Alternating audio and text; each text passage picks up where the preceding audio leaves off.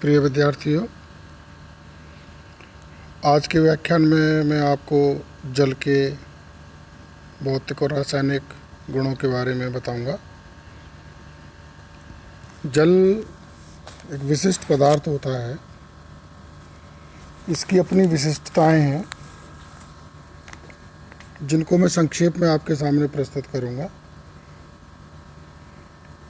इसके गुणों में सबसे पहला गुण है तनन सामर्थ्य, टेंसिल स्ट्रेंथ। आप जानते हैं ससंजन और आसंजन बल के कारण इस जल में तनन क्षमता या प्रत्यास्थता पाई जाती है।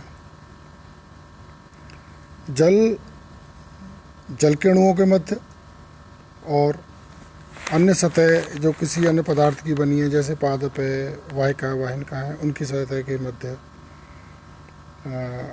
बंध बनाता है और इसी के सहारे चढ़ता है पादप में।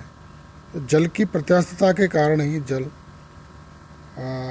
मृदा से मूल में और मूल से पादप के वायवीय भागों तक जाता है। ये कह सकते हैं कि तनन सामर्थ्य के जो गुण है इसका रसारोहण की क्रिया में सहायक होता है। रसारोहण जल में घुले हुए खनिज लवण मृदा विलयन से मूल के माध्यम से पादप के वायु भागों तक पहुंचते हैं। यह एक विशिष्ट गुण है।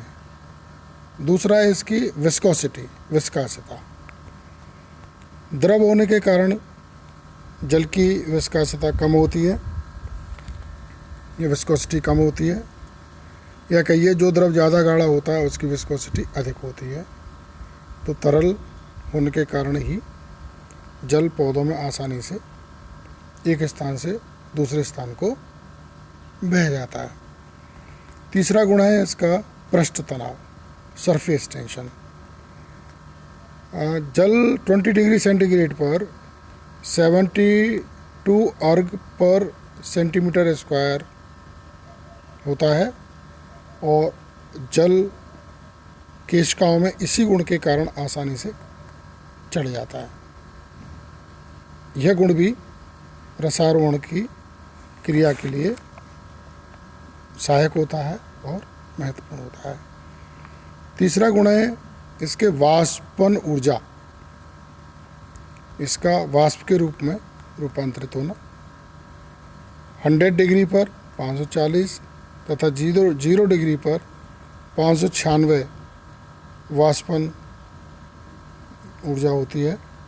वाष्पन ऊष्मा या ऊर्जा वह ऊर्जा होती है जो 1 ग्राम द्रव को वाष्प में परिवर्तित करने के लिए आवश्यक होती है। यह गुण पादप के वाष्पोत्सर्जन की क्रिया में सहायक होता है। जैसा आप जानते हैं जल का वाष्प के रूप में ह्रास ही वाष्पोत्सर्जन कहलाता है। रसारोहण जल उपलब्ध कराती है और वाष्पोत्सर्जन की क्रिया जल का वायवीय भागों से ह्रास करती है। जल की कमी को पूरा करने के लिए रसारोहण की क्रिया निरंतर होती रहती है, जिसमें जल में घुले हुए खनिज लवण पादप के लिए उपलब्ध होते हैं। यह निरंतरता आवश्यक होती है।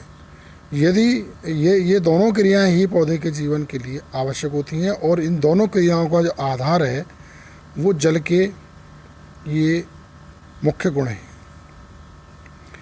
एक और गुण है इसका गुप्त ऊष्मा, लेटेंट हीट।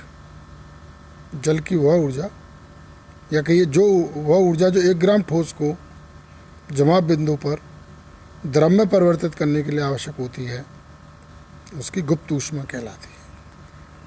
कोशिकाओं में जल का जमाव इसी कारण रुकता है। सर्दी के दिनों में काफ़ी निम्न ताप हो जाने पर भी पौधों की कोशिकाओं में जल इस गुण के कारण ही नहीं जमता है, तरल ही बना रहता है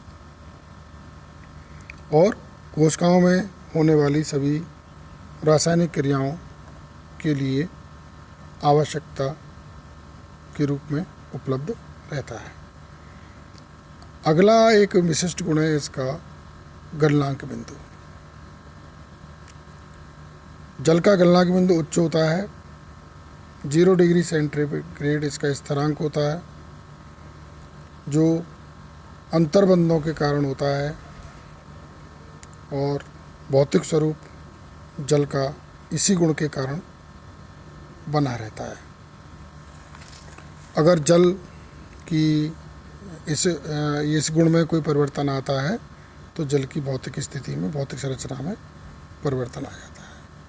अगला गुण है घनत्व, डेंसिटी। इसके कारण अति न्यून ताप पर जल गहरी झीलों, जल स्रोतों, पोखरों, सागर आदि में नहीं जम पाता है, और 4 डिग्री सेंटीग्रेड पर इसका जो घनत्व है वो सर्वाधिक होता है। इसी गुण के कारण जैसे जहाँ पर ठंड या न्यून ताप ज़्यादा होता है, वहाँ पर आपने देखा होगा कि झील की सतह का जल जम जाता है और उसके नीचे पादप और जलीय जंतु सुरक्षित रहते हैं, क्योंकि ये घनत्व ही है जो कि जमने पर बढ़ जाता है, और नीचे जल के इस बर्फ़ की सतह के नीचे पाए जाने वाले जीव जंतुओं की शारीरिक क्रियाएं उसी ताप पर चलती रहती हैं। एक और बिंदु है इसका क्वथनांक, बॉइलिंग पॉइंट। जल का बॉइलिंग पॉइंट सर्वाधिक होता है। ये 100 डिग्री सेंटीग्रेड पर इसके भौतिक स्वरूप में परिवर्तन हो जाता है। यही एक ऐसा गुण है जो जल को सार्वभौमिक विलायक बनाता है, या कहिए यूनिवर्सल सॉल्वेंट भी हम इसको इसी गुण के कारण कहते हैं, क्योंकि जल 0 से लेकर 100 डिग्री सेंटीग्रेड के मध्य इसके स्वरूप में कोई परिवर्तन नहीं होता है। जैसे ही जल का तापमान 0 डिग्री पर आएगा, बर्फ़ जमने लगेगी। 100 डिग्री पर जाएगा, वाष्पीकरण होने लगेगा। या हम कह सकते हैं कि 1 डिग्री से लेकर 99 डिग्री सेंटीग्रेड के मध्य जल के भौतिक स्वरूप में कोई परिवर्तन नहीं आता है। इसलिए जल भिन्न भिन्न तापमानों पर अपने अंदर बहुत सारे सॉल्यूट या कहिए विलयों को घोल लेता है और पौधे के लिए उपलब्ध कराता है। यह गुण अन्य किसी द्रव में नहीं पाया जाता है। तो छात्रों, ये जल के जो विशिष्ट गुण हैं आपको याद करने हैं, याद रखने हैं।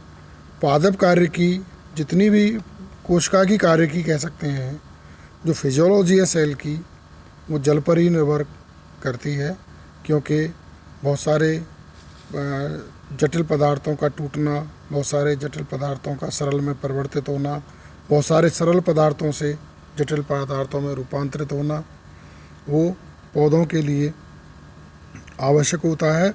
और उसी के कारण पादप के विभिन्न भागों में उसके जल की उपलब्धता, उसके सामर्थ्य, उसके इन गुणों के कारण ही सभी जैव रासायनिक क्रियाएं संपन्न होती रहती हैं, और पादप अपने एक स्थान पर रहकर जल के इन्हीं गुणों के कारण अपनी कार्यकी को संपन्न करता है। धन्यवाद।